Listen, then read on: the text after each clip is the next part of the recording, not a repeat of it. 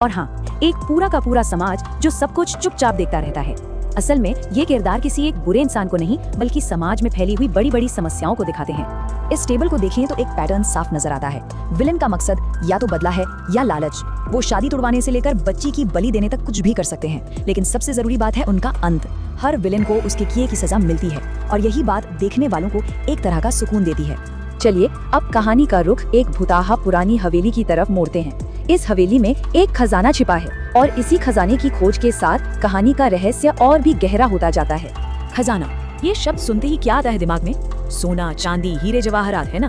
कहानी में भी यही खजाना है जो धोखेबाजों और गाँव वालों सबको अपनी तरफ खींच रहा है। ये उनका लालच है जो कहानी को आगे बढ़ाता है। और फिर कहानी उस मोड़ पर पहुंचती है जिसका सबको इंतजार था। घंटों की खोजबीन के बाद एक छिपे हुए तहखाने में वो बंद संदूक मिल ही जाता है। धड़कनें तेज हो जाती हैं। सबके मन में एक ही सवाल है कि आखिर इसके अंदर है क्या? और जब वो संदूक खुलता है तो खजाने की जगह उसमें से निकलता है एक कंकाल। सोना चांदी नहीं बल्कि एक डरावना सच जो सालों से उस हवेली की दीवारों में दफन था।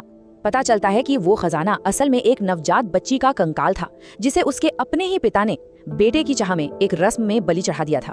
तो वो खजाना कोई दौलत नहीं बल्कि एक दफन कर दी गई त्रासदी थी, एक ऐसा सच जो पितृसत्ता की क्रूरता को दिखाता है।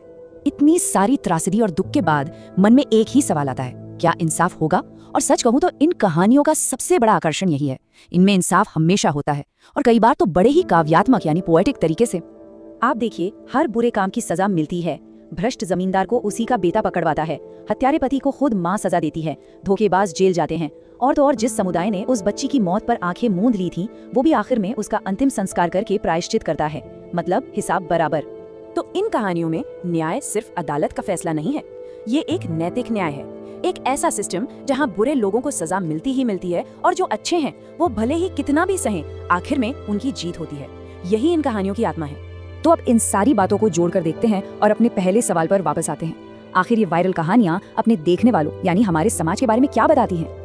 देखिए, इनकी सफलता के पीछे एक बहुत सीधा साधा सा फॉर्मूला है। पहले एक अच्छा इंसान होता है जिस पर जुल्म होता है, फिर एक विलन आता है जो साफ साफ कुछ बहुत बुरा करता है, इसके बाद बहुत तेजी से इंसाफ होता है और आखिर में एक नैतिक सबक मिलता है।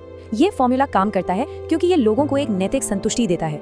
तो असल में ये कहानियां एक आईने की तरह हैं। ये हमारे समाज की गहरी चिंताओं को दिखाती हैं। दहेज की समस्या, भ्रष्टाचार, बेटे की चाह, ये वो मुद्दे हैं जिनसे लोग असल जिंदगी में जूझते हैं और ये कहानियां उन जटिल समस्याओं का एक बहुत ही सीधा और सरल समाधान पेश करती हैं। तो आखिर में ये विश्लेषण हमें एक बड़े सवाल पर लाकर छोड़ देता है, क्या ये कहानियां सिर्फ समाज की सच्चाई दिखा रही हैं, यानी सिर्फ एक आईना है, या फिर ये समाज को ये बता रही हैं कि उसे कैसा होना चाहिए, यानी एक नुस्खा है? इस पर सोचने की जरूरत है।